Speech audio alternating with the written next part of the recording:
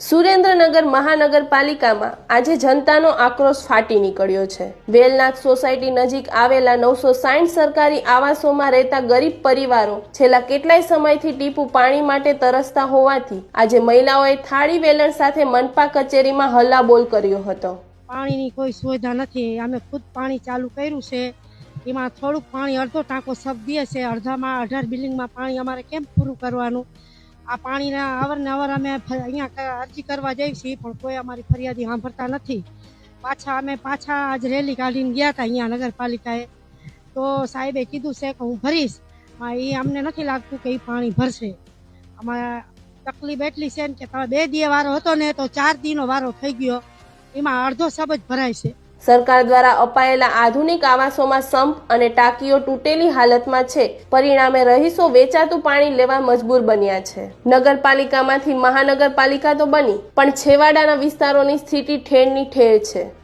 સુરેન્દ્રનગર મહાનગરપાલિકા દ્વારા રાજી આવાસ યોજનાના જે મકાનો છે ત્યાં નગરપાલિકા દ્વારા ત્યાં સંપ બનાવેલ છે। સંપમાં દર એકંદરે નગરપાલિકા દ્વારા સંપમાં પાણી પૂરું પાડવામાં આવે છે।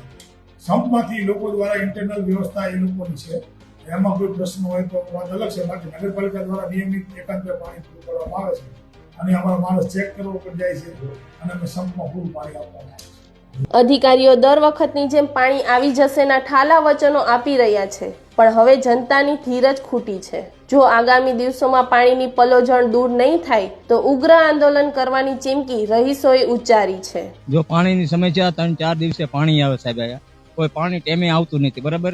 અત્યારે ઉનાળો ચાલી રહ્યો છે અને રમજાન મહિનો ચાલી રહ્યો છે, પાણી ટાઈમે આવતું નથી અને આ બધા માણસો જ રહેશે અને વારંવાર જો કચરાની પ્રોબ્લેમ હોય, ગટરની પ્રોબ્લેમ હોય, કોઈ વસ્તુ આવતી નથી અને ગટર હમી કરવી હોય ને તો પૈસા માંગે પહેલા। એ સમસ્યા વધ્યા પછી વારંવાર માણસો અહીંયા છોકરીઓ લઈને આવે, બૈરા લઈને આવે।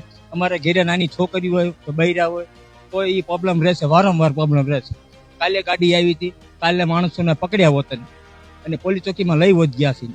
બધાને આ 4 માળિયાવાળાને બધાને ખબર છે, એટલે વારંવાર આ પ્રોબ્લેમ રહેશે। અમારે સીટી કેમેરા જોઈ અને પોલીસની સુવિધા જોઈ।